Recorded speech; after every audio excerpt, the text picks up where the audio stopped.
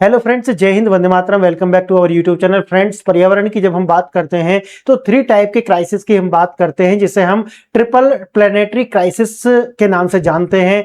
और ये जो 3 है, इनमें आप जानते हैं क्लाइमेट चेंज का एक नाम आता है, पॉल्यूशन का एक नाम आता है, और तीसरा है लॉस ऑफ बायोडाइवर्सिटी, यानी कि जैव विविधता का ह्रास। अब देखिए, ये जो 3 है, इन्हीं को ट्रिपल प्लेनेटरी क्राइसिस भी कहा जाता है।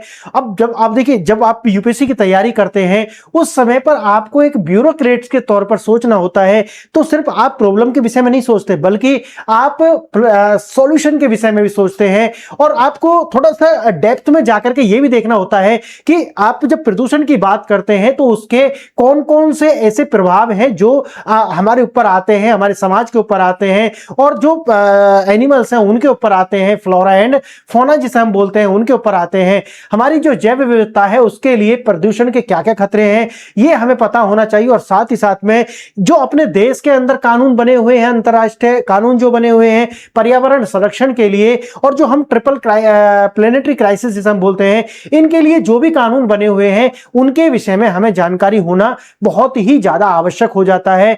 तब देखिए, अगर हम अपने देश की बात करते हैं तो आप इसे देखिए, जो ट्रिपल प्लेनेटरी क्राइसिस है, जिसे हम त्रिकोणीय वैश्विक संकट, धरती के पर्यावरण को नुकसान पहुंचाने वाले 3 मुख्य कारण बताए जाते हैं। पहला है क्लाइमेट चेंज, जलवायु परिवर्तन। यह संकट पृथ्वी औसत तापमान में हो रही लगातार वृद्धि, इसके कारण मौसम के चक्र में आ रहे बदलाव से जुड़ा हुआ है। इसका मुख्य कारण मानवीय गतिविधि जैसे कोयला, पेट्रोल और जंगलों की कटाई, ये सबसे निकलने वाली ग्रीन हाउस गैसेस इसका कारण मानी जाती हैं।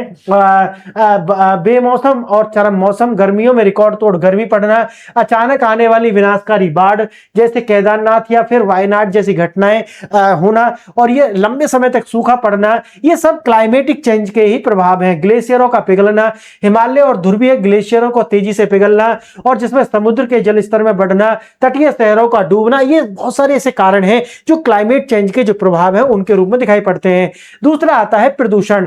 देखिए, हवा, पानी और मिट्टी में हानिकारक तत्वों का मिलना प्रदूषण है। यह संकट न केवल इंसानी स्वास्थ्य के लिए बल्कि साथ ही साथ पूरी प्रकृति के लिए जहर बन चुका है।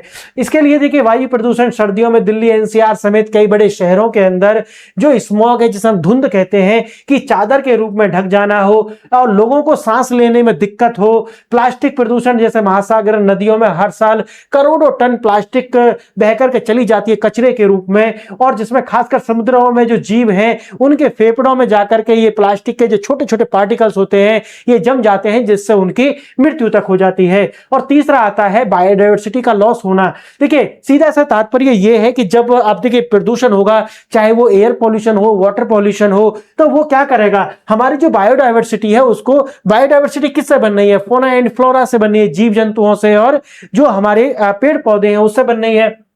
इसका मतलब है धरती से पेड़ पौधे, जानवर, कीट पतंगे और अन्य जीवों की प्रजातियों का तेजी से खत्म होना या विलुप्त हो जाना, जंगल को काटना, शिकार करना और उनकी प्रकृति आवास को नष्ट करने के कारण ऐसा होता है। उदाहरण के लिए आप देखिए, प्रजातियों का विलुप्त होना, एशियाई चीता जो भारत से विलुप्त हो चुका था, गिद्धों की जो संख्या में भारी कमी आना, कई दुर्लभ जड़ी बूटियों का गायब होना, ये सब लॉस ऑफ बायोडाइवर्सिटी के अंदर ही आता है। इकोसिस्टम का बिगड़ना, मधुमक्खियों और तितलियों की संख्या घटना, पौधों में परागण, आप जानते हैं कि जो मधुमक्खियां होती हैं वो बैठती हैं और फिर वहां से पॉलिनेशन करती है, जिसे हम बोलते हैं परागण करना, और नहीं हो पा रहा। और जब पॉलिनेशन नहीं होता है तो आप जानते हैं कि जो पेड़ पौधे जो होते हैं उनका पॉलिनेशन, इसका मतलब है फर्टिलाइजेशन, तो फर्टिलाइजेशन हो ही नहीं पाएगा, तो इसका मतलब है आगे वो किस तरीका से बढ़ा पाएंगे अपनी प्रजातियों को, जिससे फसलों का उत्पादन और जंगलों का जो विकास है उस पर सीधा असर पड़ता है। ये 3 संकट अलग अलग नहीं है बल्कि एक साथ जुड़े हुए हैं, है ना। ये एक ही आप सोचिए कि एक ही प्रॉब्लम के हिस्से हैं, और तीनों का जो प्रभाव है अगर हम उसे एक साथ नहीं देखेंगे तो कहीं ना कहीं हम इसको होलिस्टिक वे में देख नहीं पाएंगे और उसका निर्णय भी सही से नहीं कर पाएंगे।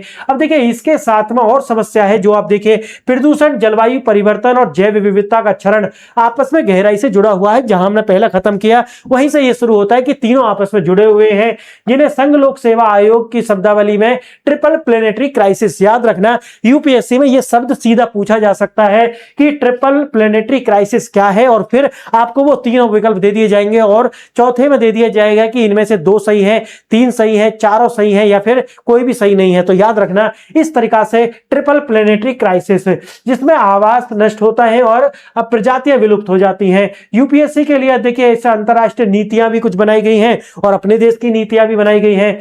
अब देखिए यूएनएफसीसीसी जलवायु परिवर्तन से निपटने के लिए मुख्य वैश्विक ढांचा, जिसके तहत 2015 का पेरिस समझौता, जिसमें तापमान की वृद्धि 1.5 डिग्री सेल्सियस तक सीमित करने का लक्ष्य रखा गया था। देखिए दूसरा आता है सीबीडी। बाद में जाकर के हम ये जितने भी कन्वेंशन है, जो लॉ बने हुए हैं, उनको सबको अलग अलग करके देखेंगे, लेकिन आज जो लेक्चर है वो मेरा इकोलॉजिकल ब्लूप्रिंट को बताना है और इसके अंदर कुछ टर्मिनोलॉजी देखेंगे और साथ ही साथ ऊपर से देखेंगे भी कौन कौन से कानून बने हुए हैं। अगर मेंस का प्रश्न आता है तो एक प्रश्न यहां से पूरी की पूरी तरीका से अच्छे से डिसाइड और उसको लिख सकते हैं आप यूपीएससी के लिए होलिस्टिक वे में।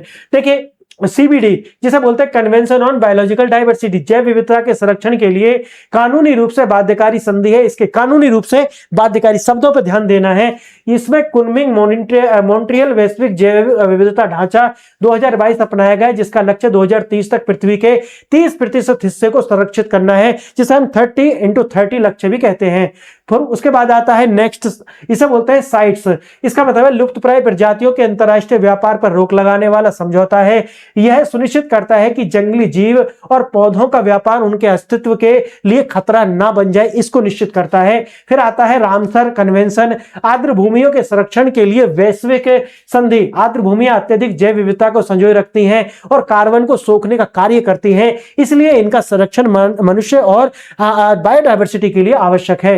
फिर आता है सीएमएस, जिसे हम बोलते हैं बौन अभिशमय, यानी कि प्रवासी प्रजातियों के लिए संरक्षण के लिए वैश्विक मंच पर यह उन जानवरों के लिए संरक्षण के लिए काम करता है जो अंतरराष्ट्रीय सीमाएं पार करके दूसरे देशों में जाते हैं। आप जानते हैं कि कुछ वर्ड्स होती हैं जो कि क्या करती हैं, ट्रांस बाउंड्री मूवमेंट करती हैं, और उनके संरक्षण के लिए ये जो बॉन है सीएमएस है उन्हीं के लिए आया। उसके बाद देखना अंतरराष्ट्रीय सरकारी संस्थाएं, जिसके अंदर आप UNEP United Nation Environment Programme वैश्विक पर्यावरण एजेंडा तय करने वाली संयुक्त राष्ट्र की प्रमुख संस्था है। इसका मुख्यालय नैरोबी केन्या में है। यह प्रदूषण और जैव विविधता पर वैश्विक रिपोर्ट्स, ग्लोबल एनवायरनमेंट आउटलुक जारी करती है। और यह प्रश्न कई बार यूपीएससी जैसी और जो स्टेट की परीक्षाएं होती हैं उनमें पूछा गया है, ग्लोबल एनवायरनमेंट आउटलुक कौन जारी करता है? यूएनईपी जारी करती है। उसके बाद आता है आईयूसीएन, सरकारी और नागरिक समाज दोनों से मिलकर बनी एक वैश्विक संस्था।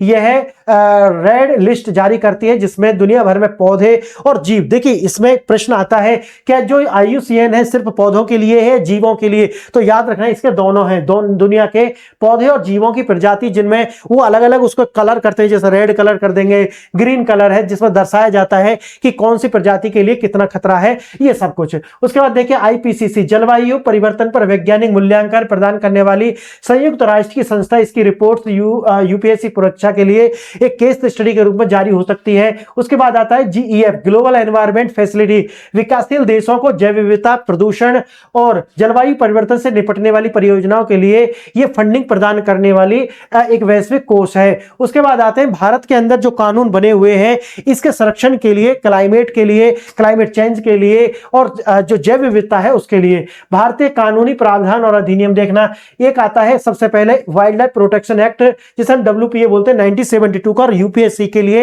ये फेवरेट एक्ट है, बार बार इससे प्रश्न आते रहे हैं। देखिए जीव और पौधों के लिए संरक्षण के लिए भारत का मुख्य कानून है। इसके तहत राष्ट्रीय उद्यान और वन्यजीव अभयारण्यों की स्थापना की जाती है। एक एक शब्द पर ध्यान देना क्योंकि शब्द पर ही यूपीएससी खेलती है और यहीं से प्रश्न आता है। यानी कि राष्ट्रीय उद्यान और वन्यजीव अभयारण्य की स्थापना इसी एक्ट के तहत की जाती है। वर्ष 2022 में संशोधन द्वारा इसमें अनुसूची शेड्यूल की संख्या युक्ति संगत बनाकर 4 कर दिया गया है। एक एक शब्द पर ध्यान देना क्योंकि यहीं से क्वेश्चन पूछेगा। साइट्स के प्रावधान जो शामिल किए गए, साइट्स पीछे आपने देखा, उसके प्रावधानों के साथ में इसको संगत किया गया है। फिर आता है जल प्रदूषण निवारण नियंत्रण अधिनियम 1974 का, भारत में प्रदूषण नियंत्रण के लिए बना पहला बड़ा कानून। इसी अधिनियम के तहत केंद्रीय प्रदूषण नियंत्रण बोर्ड CPCB की स्थापना हुई है, याद रखना। फिर आता है वायु प्रदूषण निवारण अधिनियम 1981 का, वायु प्रदूषण को रोकने और नियंत्रण करने के लिए बनाया गया इसके तहत हवा की गुणवत्ता की निगरानी और प्रदूषण का जो फैलाने वाले जो उद्योग है उन पर नियंत्रण किया जाता है। उसके बाद आता है पर्यावरण संरक्षण अधिनियम 1986, जिसे बोलते हैं ईपीए, भोपाल गैस त्रासदी के बाद में लागू किया गया और अम्ब्रेला एक्ट है। इसके अंदर बहुत सारे और एक्ट आते हैं, उनको अम्ब्रेला एक्ट कहता है। जैसे केंद्र सरकार ने को पर्यावरण के रक्षण के लिए देश में प्रदूषण मानक तय करने का और सख्त कार्रवाई करने का आदेश है। जैव विविधता अधिनियम 2002 बायोलॉजिकल डाइवर्सिटी के लिए एसीबीडी बोलते हैं कि उद्देश्यों को लागू करने के लिए बनाया गया है। यह त्रिस्तरीय ढांचा है। राष्ट्रीय जैव विविधता प्राधिकरण, जिसमें एनबीए आता है, राज्य जैव विविधता एसबीबी आते हैं, और साथ ही स्थानीय जैव विविधता प्रबंधन समिति बीएमसी जो है वो इसके अंदर आकर के कार्य करती हैं। जैविक संसाधनों का पारंपरिक ज्ञान को बचाने के लिए ये कार्य करते हैं। उसके बाद आता है राष्ट्रीय हरित अधिकरण, ये 2010 का एक्ट है एनजीटी। इसके द्वारा बनाया गया पर्यावरण से जुड़े मामलों के त्वरित निपटान के लिए एक विशेष अर्ध न्यायिक निकाय है, फास्ट ट्रैक एनवायरमेंट कोर्ट की तरह कार्य करती है। और एनजीटी पर्यावरण के नुकसान के लिए प्रदूषण भुगतान पॉल्यूटर पे प्रिंसिपल पर कार्य किया जाता है इसके द्वारा। अब यूपीएससी का जो बहुत सारे इससे जैसे मैंने बताया कि प्रश्न पहले भी आए हैं, और खासकर प्रीलिम्स और मुख्य परीक्षा में, प्रीलिम्स के लिए तो ये एक तरीका से वरदान है। देखना, इसी के बाद आता है, आप इसे देखिए, इसके बाद देखिए यहां पर इसे मैक्रो संदर्भ में त्रिकोणीय संकट जलवायु परिवर्तन, देखना एक बार इसे, जलवायु परिवर्तन, इसे याद रखना क्योंकि प्रीलिम्स के लिए। दूसरा आता है जलवायु और जल भूमि अधिक संरक्षण, फिर आता है जैव विविधता का ह्रास, ये तीन इसके अंदर आते हैं, तीनों को मिलाकर के ही बनता है। परिस्थिति की इकोलॉजी, हमारे घर, इकोलॉजी क्या होता है, देखिए ये आइकोज यानी घर और लोगस का मतलब होता है अध्ययन, यानी कि आइकोज दो शब्द से मिलकर के बना है। इसको अर्नेस्ट हैकेल के द्वारा दिया गया था, और इसे कब दिया गया था, 1869 में अर्नेस्ट हैकेल के द्वारा इसको जो है इस शब्द को प्रतिपादित किया गया, इसको दिया गया। इसका मतलब होता है घर, घर का मतलब है घर का अध्ययन किसका, जो कि जिसे हम बोलते हैं बायोडाइवर्सिटी। बायोडाइवर्सिटी में जैसे दो तरीका से होते हैं, एक तो बायोटिक होते हैं जिसे बोलते हैं जैविक, और दूसरे होते हैं एबायोटिक जिसे बोलते हैं अजैविक। जैविक के अंदर दो आते हैं, जैसे तितली आ गया, चिड़िया आ गया, इंसान आ गए, तो जो जीवित है वो सब आ जाएंगे। और जो अजैविक होता है उसके अंदर वो आते हैं जो जीवित नहीं है, यानी कि जो अभी जिसके अंदर जैसे धूप हो गया, वायु हो गया, पानी हो गया, ये सब। अच्छा, ये जो दोनों आकर के जैविक और अजैविक जहां मिलते हैं उसे क्या बोलते हैं, इकोलॉजी कहते हैं। कहां, जहां दोनों आकर के मिलते हैं उसे ही क्या कहते हैं, यानी कि जैविक और अजैविक जहां करके अंतर क्रिया करते हैं वहां बनता है क्या, परिस्थितिकी, जिसे बोलते हैं हम इकोलॉजी। क्लियर है, आगे देखना। परिस्थिति की पदानुक्रम क्या है, इसे देखिए, यह है, पहला आता है जीव, जीव से मिलकर के जब जीव कई सारे मिलते हैं, जनसंख्या, जनसंख्या क्या बोलते हैं, कम्युनिटी, कम्युनिटी से क्या बनता है, इकोसिस्टम, इकोसिस्टम के क्या बनता है, बायोम, बायोम के बाद में क्या बनता है, बायोस्फीयर, यानी कि जैव मंडल। तो इस तरीका से इसके पदानुक्रम है, इसे याद रखना, एग्जाम के लिए महत्वपूर्ण है। जीव, जीव बनाते हैं पॉपुलेशन, पॉपुलेशन कम्युनिटी बनाती है, कम्युनिटी इकोसिस्टम बनाती है, फिर ये बायोम बनते हैं, और फिर बायोस्फीयर बनता है। शुरुआती 3 स्तर केवल जैविक है, जबकि बाद की जो परिस्थितिकी तंत्र है उसमें ऊपर के स्तर जैविक और अजैविक दोनों घटक शामिल होते हैं। शुरू के 3 में क्या है, जैविक है, और बाकी में जैविक अजैविक दोनों शामिल होते हैं। अजैविक समिति के कारक क्या है, इसे भी देखिए। तापमान की सीमा विषुवत रेखा पर नहीं, देखिए इस पर लाल पांडा, नमी की सीमा, यानी कि जो जीव है वो अपने क्लाइमेट के अकॉर्डिंग ही, कहीं पर हाथी पाए जाएंगे, कहीं पर आप देखिए रेड पांडा पाया जाएगा, कहीं पर आप देखिए जो भालू पाए जाएंगे, ध्रुवीय भालू। तो वो एक ही तरीका के जो क्लाइमेट है, नैदानिक मैट्रिक्स सहनशीलता की सीमा, यूरोटिक जीव कौन से होते हैं, और दूसरे होते हैं स्टेनोपिक, यानी कि संकीर्ण सहनशीलता। मनुष्य भी इसी के अंदर आता है, देखिए ऊंट हो गया, है ना, ये सब मनुष्य भी इसी के अंदर आता है। यूरोटिक वो जीव होते हैं जिनके अंदर तापमान को कम और ज्यादा जो रेंज होती है उसको सहने की क्षमता होती है, और स्टोनेपिक वो होते हैं जिनके अंदर तापमान का जो वेरिएशन होता है वो कम सहनशीलता जिनमें होती है। इसके अंदर प्रवाल भित्तियां होती हैं, है ना, ये सब होता है प्रवाल भित्तियां। और अगर टेम्परेचर बदलता है तो प्रवाल का क्या हो जाता है, ब्लीचिंग हो जाती है। और ब्लीचिंग का मतलब क्या होता है, इसे समझने के लिए आप इसे समझिए। देखिए ब्लीचिंग क्या होती है, यानी कि जो प्रवाल होती हैं उन पे ऊपर क्या होता है, एक जीव होता है जिसे हम बोलते हैं ज़िगज़ैंथेला। ये ज़िगज़ैंथेला जो होता है ये टेम्परेचर वेरिएशन से क्या होता है, उससे हट जाता है। और जब ये हट जाता है, क्योंकि ये कलरफुल होता है, तो जब ये हट जाएगा तो कोरल ब्लीचिंग इस प्रोसेस को ही कहा जाता है। तो आप देख लीजिए इसका जो संबंध होता है वो सिम्बायोटिक रिलेशनशिप में में ये एक दूसरे पर होते हैं। उसके बाद देखिए यहाँ पर जनसांख्यिकी गति की विकास कैसा होता है, जे वक्र होता है और दूसरा क्या होता है, एस वक्र होता है। ये पॉपुलेशन की ग्रोथ को दिखाते हैं, यानी कि ऐसे में संसाधन होंगे तब इस तरीका का होगा। जैसा भारत में बाघों की संख्या, तो ऐसे भी संसाधनों पर ये होते हैं। एस वक्र कब बनता है, जब एक वहन क्षमता से ज्यादा, यानी कि आप जानते हैं कि एक एरिया के अंदर एक पॉपुलेशन को ही सहन करने की क्षमता होती है, कैरिंग कैपेसिटी बोलते हैं जिसे, और उसके बाद में क्या होता है, ये फ्लैट होना शुरू होता है जिसे बोलते हैं एस वक्र। तो ये पूछ सकता है जे वक्र कब बनता है, कि जब आपके पास रिसोर्सेज बहुत हों तो तेजी से पॉपुलेशन बढ़ेगा। लेकिन एस वक्र कब बनता है, कि जब रिसोर्स की अपनी एक चरम सीमा पर पहुंच जाएंगे उसके बाद वो ढलना शुरू हो जाएगा, तो वहां एस वक्र बनेगा। जब सिस्टम टूटता है तो उल्टा वक्र बन जाता है, ये रहा, है ना। तो ये उल्टा वक्र कब बनता है, जब ये पूरी की जो कैरिंग कैपेसिटी है उससे ज्यादा हो जाए, वहन क्षमता से ज्यादा हो जाए, तब ये उल्टा यू बनता है। क्लियर, देखना इस तरीका से।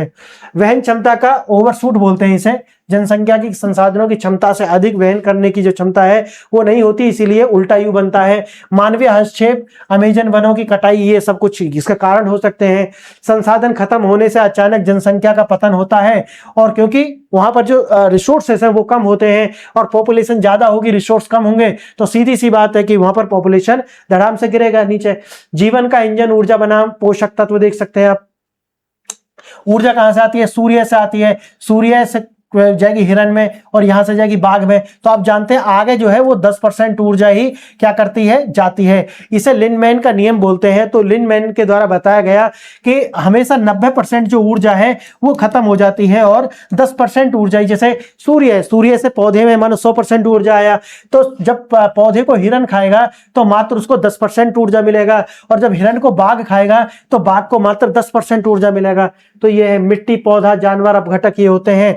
मिट्टी, पौधा, जानवर, अपघटक वापस हो जाते हैं। जैसे ये सब आपस में क्या है, एक दूसरे को खाया, उसके बाद जब ये मरेंगे तो मिट्टी के अंदर ही ये पोषक तत्व चले जाएंगे, इनका बॉडी जो है वो डिकाइन करेगा। देखना, सहजीवता के शक्ति प्रवाल, किसी प्रवाल वाला मैंने आपको समझा दिया, है ना, प्रवाल और जिजंथेली, ये इसका एग्जांपल है। कोरल ब्लीचिंग बोलते हैं।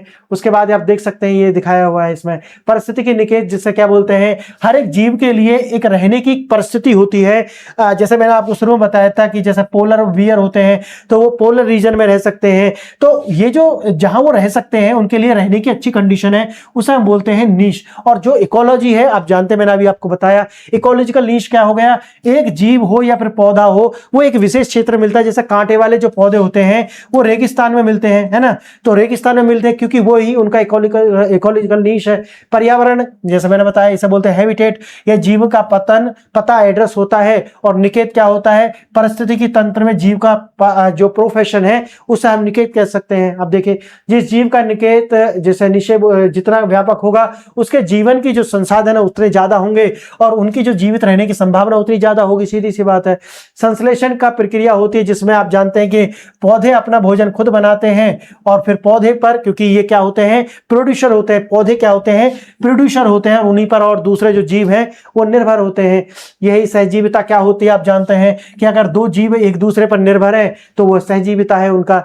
इसी तरीका से आप देख सकते हैं पर्यावरण और परिस्थितिकी एक ही हैं। ऊर्जा प्रवाह चक्र होता है, मैंने बता दिया परिस्थितिकी निकेत क्या है, और जनसंख्या में अचानक से गिरावट और किस तरीका के वक्र बनते हैं इसको हमने बता दिया है।